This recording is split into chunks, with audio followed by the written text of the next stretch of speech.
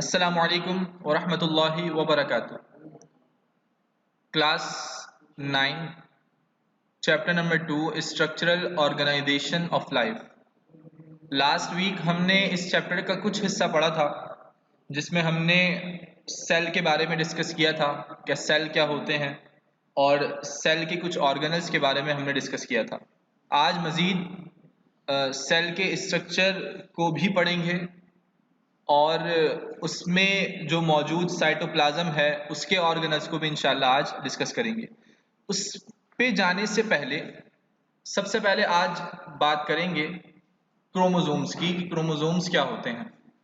Chromosome basically thread like structures होते हैं, यानी धागे नुमा के स्ट्रक्चर्स जो आपको डायग्राम में भी नजर आ रहे हैं। That carry hereditary information for everything from height to eye colour. अब उन क्रोमोसोम का काम ये है कि वो तमाम हेरिडिटरी इंफॉर्मेशन को, अब चाहे वो पेरेंट्स से मुंतकिल होने वाला कोई कद हो, चाहे वो उनकी आंख हो, चाहे वो कान हो, नाक हो, जो भी कुछ हो, जो पेरेंट्स से ऑफ स्प्रिंग में उनकी औलाद में मुंतकिल होता है, उनकी इंफॉर्मेशन को इनहेरिट करता है। They are made up of protein and one molecule of DNA. अब ये क्रोमोसोम के जो थ्रेड लाइक मॉलिक्यूल्स हैं ये मिलके बनते हैं दो चीजों से, सबसे पहले प्रोटीन और फिर उसके बाद डीएनए, यानी इन दोनों चीजों का मिलाप क्रोमोसोम के थ्रेड लाइक मॉलिक्यूल्स को बनाता है। which contain an organism's genetic instructions passed down from parents। अब इनका काम क्या है? इनका काम यह है कि जो जेनेटिक इंस्ट्रक्शंस हैं वो पेरेंट्स से ऑफ स्प्रिंग तक जाती हैं।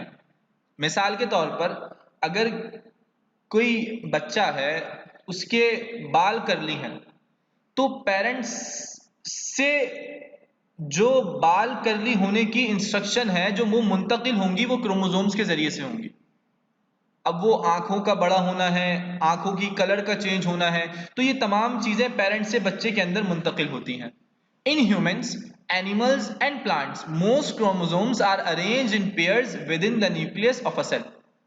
अब ये तमाम क्रोमोसोम्स, चाहे वो इंसानों में पाए जाएं, चाहे वो जानवरों में पाए जाएं, या चाहे वो प्लांट्स में पाए जाएं, जितने भी क्रोमोसोम्स होते हैं तमाम के तमाम पेयर्स में पाए जाते हैं और वो न्यूक्लियस के, सेल के न्यूक्लियस के अंदर मौजूद होते हैं। यहां पर देखें कुछ ऑर्गेनिजम्स की डिस्क्रिप्शन है। मिसाल के तौर पे इंसान है, उनके अंदर जो नंबर ऑफ क्रोमोसोम्स की तादाद है वो 46 होती है। यहाँ पर ये थोड़ी सी मिस्टेक है, 46 क्रोमोसोम्स की तादाद होती है। फिर ऐसे ही फ्रॉग है, फ्रॉग में नंबर ऑफ क्रोमोसोम्स की तादाद 26, अनियन में 16, पोटैटो में 48 क्रोमोसोम्स और गार्डन पी में 14। मैं यहाँ फिर कह रहा हूँ कि मैन के अंदर 46 क्रोमोसोम्स पाए जाते हैं। अब ये 46 क्रोमोसोम टोटल है। जब आप इनके पेयर करेंगे, यानी जब, क्योंकि क्रोमोसोम्स पेयर्स में पाए जाते हैं, जब ये पेयर्स में होंगे तो वो टोटल 23 क्रोमोसोम्स हो जाएंगे पेयर्स में। ऐसे ही फ्रॉग के 13 हो जाएंगे। तो ये तमाम क्रोमोसोम्स पेयर्स में पाए जाते हैं और ये total number of chromosomes in organisms के अंदर मौजूद होते हैं। नेक्स्ट टॉपिक है हमारे पास साइटोप्लाज्मिक ऑर्गेनल्स। साइटोप्लाज्मिक ऑर्गेनल्स में एंडोप्लाज्मिक रेटिकुलम मौजूद है, mitochondria, ribosomes, plastids, Golgi complex, centrioles और वैक्यूल। इनको हम थोड़ा थोड़ा डिस्कस करेंगे। आप अपनी बुक के पेज नंबर 32 को ओपन करें। पेज नंबर 32 को ओपन करें। सबसे पहले बात करेंगे गोल्गी कॉम्प्लेक्स की। गोल्गी कॉम्प्लेक्स डिस्कवर किया कैमिलो गोल्गी ने, इसी वजह से इसका नाम पड़ा गोल्गी कॉम्प्लेक्स, या इसको गोल्गी बॉडीज भी कहते हैं और गोल्गी अपैरेटस भी कहते हैं। गोल्गी बॉडीज हैं क्या? They are the set of smooth membranes that are stacked into flattened fluid filled sacs और वेसिकल्स कंटेनिंग कार्बोहाइड्रेट। ये स्मूथ मेम्ब्रेन्स हैं और स्मूथ मेम्ब्रेन्स का एक पूरा सेट है that are stacked into flattened fluid filled sacs और vesicles containing carbohydrate। अब ये दो तरीकों से पाए जाते हैं, या तो ये थैलीनुमा होते हैं, शॉपर जैसा होता है आपके, थैलीनुमा होते हैं, या ये वेन्स के थ्रू पाए जाते हैं जिनके अंदर कार्बोहाइड्रेट मौजूद होता है। ग्लाइकोप्रोटीन्स एंड एंजाइम्स, और ग्लाइकोप्रोटीन्स भी मौजूद है और एंजाइम्स भी मौजूद होता है। Golgi bodies are mainly concern with the cell secretions. Golgi bodies का काम असल क्या है कि वो सेल सिक्रीशंस में मदद देते हैं। नेक्स्ट टॉपिक है mitochondria.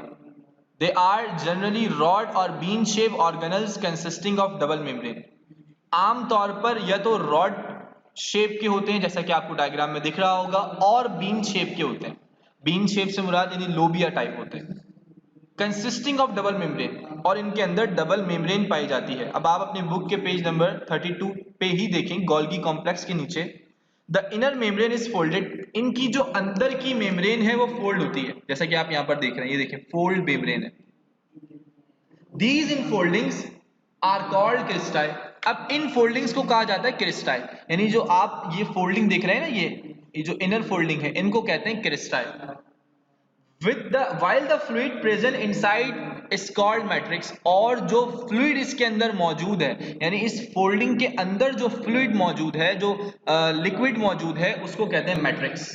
Mitochondria contain enzymes which break down the food for the production of energy. और माइटोकॉन्ड्रिया के अंदर जो मौजूद एंजाइम्स हैं, उनका काम ये है कि वो आपके फूड को ब्रेक डाउन करते हैं। क्यों? ताकि आपके अंदर एनर्जी पैदा हो। एनर्जी की प्रोडक्शन के लिए माइटोकॉन्ड्रिया के अंदर मौजूद एंजाइम्स का ये काम होता है कि वो आपके फूड को ब्रेक डाउन करते हैं। As the producers of energy they are called power house of the cell. अब चूंकि ये एनर्जी को प्रोड्यूस करते हैं, प्रोडक्शन ऑफ एनर्जी में मदद देते हैं, इसलिए इनको power house of the cell भी कहा जाता है। तो ये है माइटोकॉन्ड्रिया की थोड़ी सी कुछ डेफिनेशन। नेक्स्ट टॉपिक है हमारे पास प्लास्टिड्स का। Plastids found in cells of all higher plants. Plastids तमाम बड़े बड़े प्लांट्स में पाए जाते हैं। These are the organelles which contain different types of pigment. और ये बेसिक ऐसे साइटोप्लाज्मिक के ऑर्गेनल्स हैं। ऑर्गेनल्स का मतलब शायद मैंने लास्ट वीक डिस्कस किया था, फिर से बता देता हूं कि ऑर्गेनल्स का मतलब होता है वो चीज जिससे कोई चीज मिलकर बने। मिसाल के तौर पर अब साइटोप्लाज्म है, अब साइटोप्लाज्म में जो चीजें मौजूद हैं वो उसके ऑर्गेनल्स हैं। विच contain different types of pigment. अब प्लास्टिड के अंदर मजीद डिफरेंट टाइप्स ऑफ पिगमेंट्स पाए जाते हैं। उनमें सबसे पहला है क्लोरोप्लास्ट, फिर है क्रोमोप्लास्ट, और फिर है ल्यूकोप्लास्ट। क्लोरोप्लास्ट की डेफिनेशन आप देखें पेज नंबर 33 पर। Chloroplast have a green pigment chlorophyll found in leaves and other green parts of plants.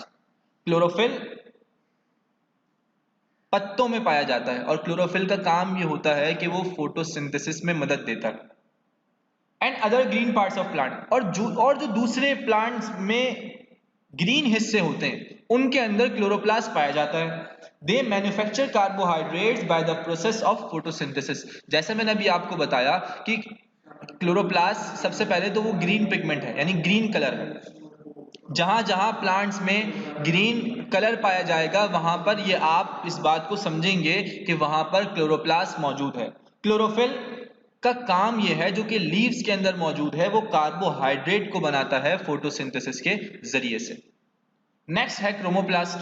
Chromoplast have coloured pigments other than green found in. अब जो प्लांट के अंदर मजीद दूसरे कलर्स हैं ग्रीन के अलावा, जो कलरफुल हिस्सा है प्लांट का, वो ओबे करता है क्रोमोप्लास्ट को। जैसा कि फ्रूट्स हैं, फ्लावर्स हैं, पेटल्स हैं, क्योंकि बाकी हिस्सा जो प्लांट्स के अंदर पाया जाता है वो आम तौर पर ग्रीन होता है। जो उसका ट्रंक होता है वो नॉर्मली डिफरेंट कलर्स का होता है, लेकिन प्लांट्स के अंदर जो फ्रूट्स पाए जाते हैं, फ्लावर्स पाए जाते हैं, वो बहुत अलग अलग कलर्स के होते हैं। अब वो जो अलग अलग कलर्स का उनमें मौजूद होना है वो क्रोमोप्लास्ट की वजह से है। And other coloured parts of plants. अब जो भी प्लांट के अंदर कलर वाला हिस्सा पाया जाएगा, जो ग्रीन के अलावा कलर्स हैं, वो किस वजह से होगा? क्रोमोप्लास्ट की वजह से होगा। नेक्स्ट इसकी टाइप है प्लास्टिड्स की leucoplast. Leucoplast are colourless. Leucoplast colourless होते हैं। Chloroplast green, chromoplast coloured other than green, और ल्यूकोप्लास्ट कलरलेस, यानी वो हिस्सा प्लांट्स का जहां कलर नहीं होता, जो कलरलेस होते हैं, वो ल्यूकोप्लास्ट की वजह से होते हैं। Found in the cells of underground parts of plants, they store food in the form of starch. इनका काम क्या है कि ये ग़िज़ा को स्टोर करते हैं, ग़िज़ा को जमा करते हैं स्टार्च की फॉर्म में, और पाए कहां जाते हैं? अंडरग्राउंड, यानी रूट्स में पाए जाते हैं। ल्यूकोप्लास्ट जो पाया जाएगा वो अंडरग्राउंड प्लांट्स, और अंडरग्राउंड प्लांट की क्या चीज होती है? रूट्स होती है। तो ल्यूकोप्लास्ट कहाँ पाया जाता है? रूट्स के अंदर पाया जाता है, और इसका काम ये है कि ये एनर्जी को स्टोर करता है in the form of starch. Next, centrosome और centrioles. A rounded structure centrosome is present near the nucleus. Centrosome कैसा है? राउंडेड स्ट्रक्चर है, और कहाँ मौजूद होता है? न्यूक्लियस के बिल्कुल ही पास मौजूद होता है। इसकी डेफिनेशन को देखते हैं। अ सेंट्रोजोम कंटेन टू सेंट्रियोल्स। एक सेंट्रोजोम में दो सेंट्रियोल्स पाए जाते हैं। Each centriole consisting of a cylindrical array of 9 arrows of microtubules। अब यहां आप इस पिक्चर में देखें, यहां पर कुछ एरोज नुमा चीजें मौजूद हैं जो कि माइक्रोट्यूब्यूल्स हैं। They form fibrous protein spindle which help in the movement of chromosome towards poles during the animal cell division. अब इनका असल भी काम क्या है? इनका काम यह है कि ये क्रोमोसोम की मूवमेंट में मदद देते हैं जब वो अपने पोल की तरफ जा रहे होते हैं। अब क्रोमोसोम अपने पोल की तरफ कब जाता है, एनिमल सेल डिवीजन कब होता है, ये हम नेक्स्ट क्लास में इंशाल्लाह माइटोसिस और मियोसिस में इंशाल्लाह आपको डिटेल से बताएंगे। तो फिलहाल क्या है कि सेंट्रियोल्स का काम ये होता है कि वो क्रोमोसोम की मूवमेंट में मदद देता है at the time of cell division. जब सेल डिवीजन हो रहा होता है तो क्रोमोसोम अपने पोल्स की तरफ जाते हैं, तो पोल्स की तरफ जाने में तो मूवमेंट चाहिए, और वो मूवमेंट कौन देता है? ये सेंट्रियोल्स। ये जो आपको यहाँ पर ये डायग्राम में चीजें नजर आ रही हैं, ये मूवमेंट प्रोवाइड करते हैं क्रोमोसोम्स को। Next topic, ribosome. Ribosomes are granules rich in ribonucleic acid. Granules होते हैं और राइबोन्यूक्लिक एसिड से भरे पड़े होते हैं। They serve as a sites where proteins are synthesized, hence called protein factories। अब चूंकि ये प्रोटीन बनाते हैं, राइबोसोम का काम प्रोटीन को बनाना है, तो प्रोटीन के बनाने की वजह से इनको प्रोटीन की फैक्ट्रीज कहा जाता है। जहां हमने माइटोकॉन्ड्रिया को पढ़ा कि वो एनर्जी बनाता है, तो इसलिए power house of the cell है। तो राइबोसोम चूंकि प्रोटीन सिंथेसाइज करता है, प्रोटीन बनाता है, इसलिए उसको protein factories of the cell कहा जाता है। Next, vacuole. Vacuole filled sacs surrounded by membrane called tonoplast. Surrounded by a membrane called tonoplast. इसकी डेफिनेशन पे जब आप आएंगे, in animal cell they are numerous small but temporary structures, while in plant cell they are permanent and very large in size। animal cell के अंदर ये बहुत ज्यादा मौजूद होते हैं, numerous का मतलब बहुत ज्यादा होते हैं, but temporary structures while in plant cell they are permanent and very large in size। Animal cell के अंदर बहुत ज्यादा है और छोटे छोटे हैं, जबकि टेम्पररी भी होते हैं, यानी कुछ वक्त के लिए ये एनिमल सेल के अंदर पाए जाते हैं, जबकि प्लांट के अंदर, प्लांट सेल में ये परमानेंट होते हैं, हमेशा रहते हैं, in very large in size, और थोड़े बड़े साइज के भी होते हैं। वन और a few in numbers they are concern with the storage of cell sap, और सेल सेप की ये स्टोरेज में मदद देते हैं। उम्मीद करता हूं आपको ये तमाम चीजें समझ आई होंगी। इसमें कुछ चीजें ऐसी भी थी जो बहुत ज़्यादा आसान भी थी, तो उसको अगर हम मौका मिला क्लास के अंदर तो कभी इंशाल्लाह डिस्कस करेंगे। तो जो चीज़ें इंपॉर्टेंट थी और साइटोप्लाज्म के हवाले से, पेपर्स के हवाले से भी इंपॉर्टेंट थी, तो वो हमने आपके सामने रखी। उम्मीद करता हूँ आपको ये तमाम चीज़ें समझ आई होंगी। अगर कोई सवाल हो, कोई परेशानी हो, तो आप हमसे कमेंट सेक्शन में ज़रूर पूछिएगा। अपना ख्याल रखें। अस्सलामु अलैकुम व रहमतुल्लाहि व बरकातुहू।